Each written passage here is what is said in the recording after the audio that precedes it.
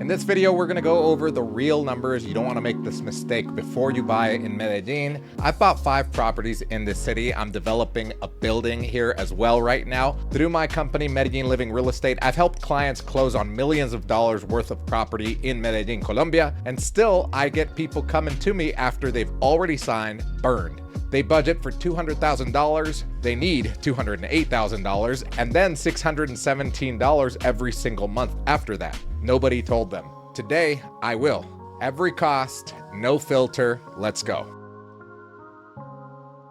Here's a mistake that almost every foreign buyer makes. They see a listing for $200,000 and they wire $200,000. They think that they're done, right? Nope. There are 3 costs that hit you before you get your keys to your new apartment, and none of them are in the listing. Let me walk you through each one. Cost number 1, closing costs. As a buyer in Colombia, you're responsible for notary fees, registration fees, and taxes. So budget between 1.25 to 1.5% of the purchase price. On $200,000, that is 3,000 buckaroos. This is the cost that most buyers know about, but they still don't plan for properly because they forget it comes out of their pocket on top of the purchase price.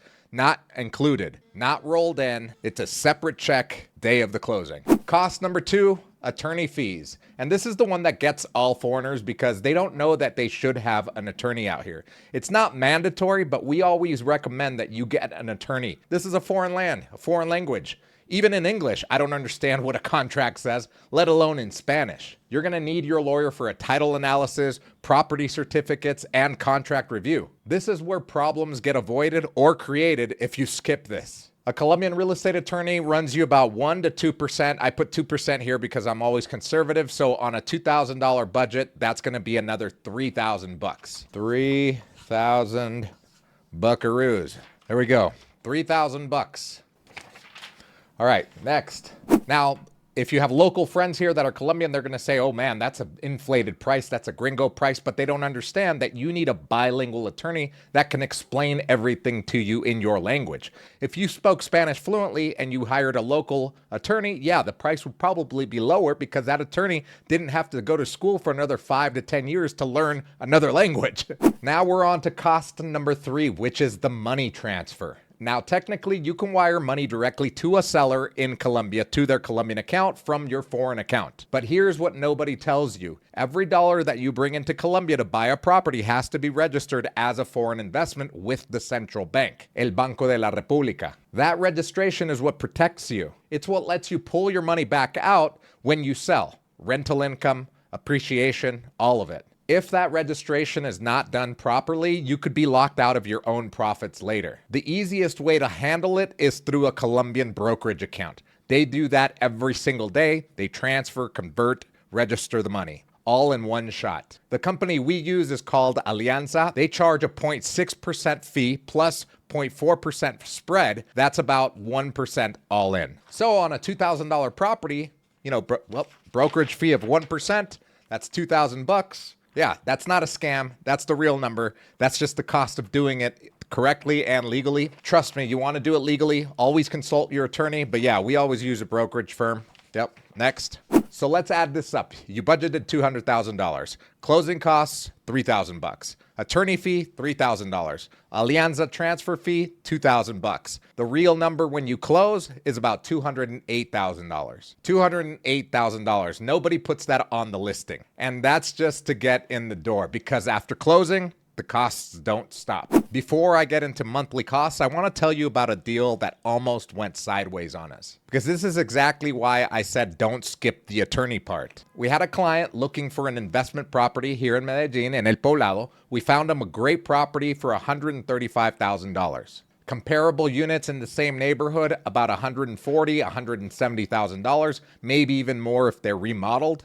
But here's what wasn't on paper. The seller, a local, a Colombian, hired their family friend as their attorney. After both parties agreed to the price of $135,000, we asked for paperwork so that our attorney could do the title research. When we dug into the property, we found out that there was a mortgage on the property and tax liens. 2 separate problems on one property. What should have been a 30-day close turned into 3 months. Regardless, both attorneys worked to get the purchase agreement done. It was signed by the seller and the buyer, and we had a set date to close. which was 30 days later. When that date came, because of the seller's attorney's incompetence, they weren't able to lift the mortgage and they weren't able to lift the tax lien on the property on time in order to close, which meant that the seller violated the purchase agreement. Our buyer was kind of frustrated because he flew all the way from his country to Colombia to close on this and wasn't able to that day. So he was ready to walk away and enforce the penalty clause on that purchase agreement, which meant that the seller was supposed to give him back the down payment of 10% that he had given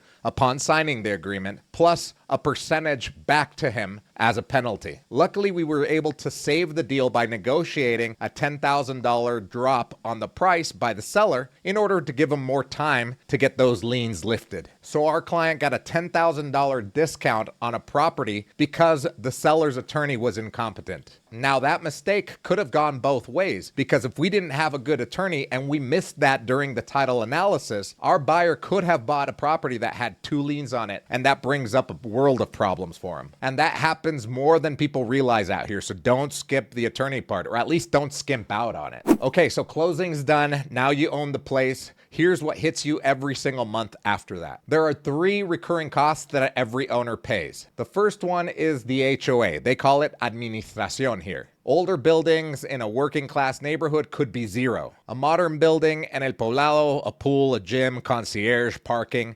800,000 to 1.5 million Colombian pesos, which comes out to be about $225 to $420 per month. The second cost is property tax, which is called predial. Budget 1% of purchase price per year. On a $200,000 property, that's about $2,000 a year. I know that sounds low compared to some other countries where property tax is astronomical, but it's something that you should budget for. A little bonus tip for you: if you pay early in Medellin, you get a 10% discount on your predial. Third is utilities, internet. It's about $18 to $26 a month, depending on what package you get through the company. Electricity, water, gas, it's about $100 to $200 a month, depending on how much you use it. I've heard some horror stories where people have Airbnbs and their tenants leave the AC on in every single room 24/7, and their bill comes out to be $300 or $400, maybe even $500 a month. So make sure you have a great property management company that can warn tenants not to leave everything on 24/7. Now the real numbers. Let's say HOA is $300 a month, predial or property tax $167 a month, utilities $150 a month. That's $617 every single month. That's before paying any loans off that you get on the property, or any furniture that you buy, or any decoration or remodeling, before anything. Nobody puts that number on a listing either. Now, I'm not telling you this to scare you off of Medellin. I've purchased 5 properties out here. I'm developing a building in Medellin.